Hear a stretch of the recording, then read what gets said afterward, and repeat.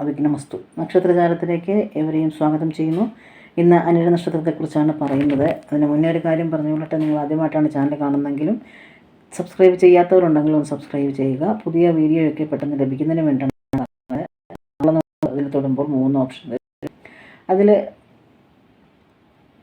Bell button അമർത്തുമ്പോഴാണ് അങ്ങനെ വരുന്നത്. അപ്പോൾ ഓളം എന്നുള്ളൊരു വിഭാഗം ഒന്ന് തൊട്ട് വയ്ക്കുക.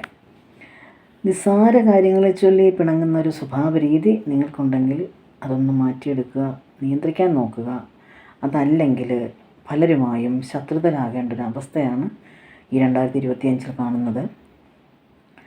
പൊതുജനങ്ങൾക്ക് ഉപകാരപ്രദമായ കാര്യങ്ങൾക്ക് കൂടി വേണ്ടി സമയം കുറച്ച് ചിലവഴിക്കുന്നത് ഈ ഒരു വർഷം നിങ്ങൾക്ക് നല്ലതാണ്. എന്ന് പറഞ്ഞാൽ പൊതുപ്രവർത്തനങ്ങൾ മാത്രം ശ്രദ്ധിക്കുന്നത് കുടുംബ ബന്ധത്തിൽ സാരമായി ബാധിക്കും. അപ്പോൾ രണ്ടും നല്ല രീതിയിൽ കൊണ്ടുപോകാൻ ശ്രമിക്കുക. പ്രകോപനമുണ്ടാകാൻ സാധ്യതയുള്ള സ്ഥലത്ത് നിന്ന് മാറിപ്പോവുക. അതാണ് എന്തുകൊണ്ട് നിങ്ങൾക്ക് 2025 നല്ലത്. ഏത് കാര്യമാണെങ്കിലും അതല്ല ഏത് സദസ്സാണെങ്കിലും ഏതാൾക്കാരാണെങ്കിലും അറിഞ്ഞ് സംസാരിക്കുക. കാര്യങ്ങൾ അറിഞ്ഞ് സംസാരിക്കുക. അല്ലാതെ അബദ്ധ കാര്യങ്ങളൊന്നും വായിൽ നിന്നും വരാതിരിക്കുക. ഏറ്റവും വലിയൊരു പ്രധാന കാര്യം പറയാണെന്ന് വെച്ചാൽ അപവാദങ്ങൾ കേൾക്കുവാനുള്ള സാധ്യത വളരെ കൂടുതലാണ് നിങ്ങൾക്ക്. അപ്പോൾ അത്തരം കാര്യങ്ങളിൽ ചെന്ന് പെടാതിരിക്കുക.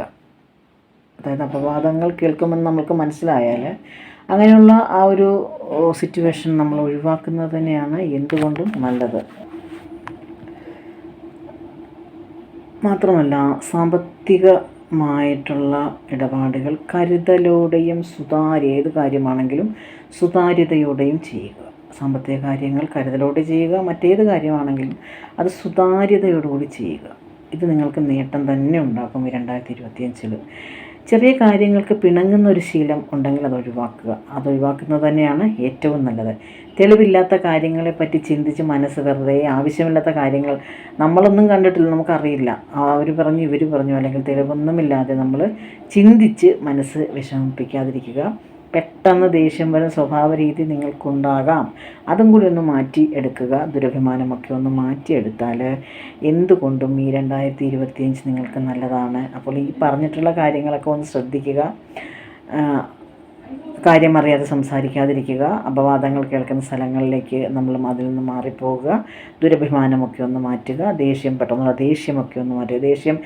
പെട്ടെന്നുള്ള ദേഷ്യം മാറണമെങ്കിലൊക്കെ മെഡിറ്റേഷൻ നല്ലതാണ്. രാവിലെ പ്രാണായാമമൊക്കെ ചെയ്യുന്നത് ഏറ്റവും നന്നായിരിക്കും. അപ്പോൾ ദേഷ്യമൊക്കെ ഒന്ന് മാറ്റിയെടുക്കുക. അപ്പോൾ എന്തുകൊണ്ടും നല്ലത് തന്നെയാണ് നിങ്ങൾക്ക് ഈ 2025 ഈ പറഞ്ഞ രീതിയിൽ പോവുകയാണെങ്കിൽ. അപ്പോൾ മറ്റൊരു വീഡിയോയുമായി കാണുന്നവരെ എല്ലാവർക്കും നന്ദി, നമസ്കാരം.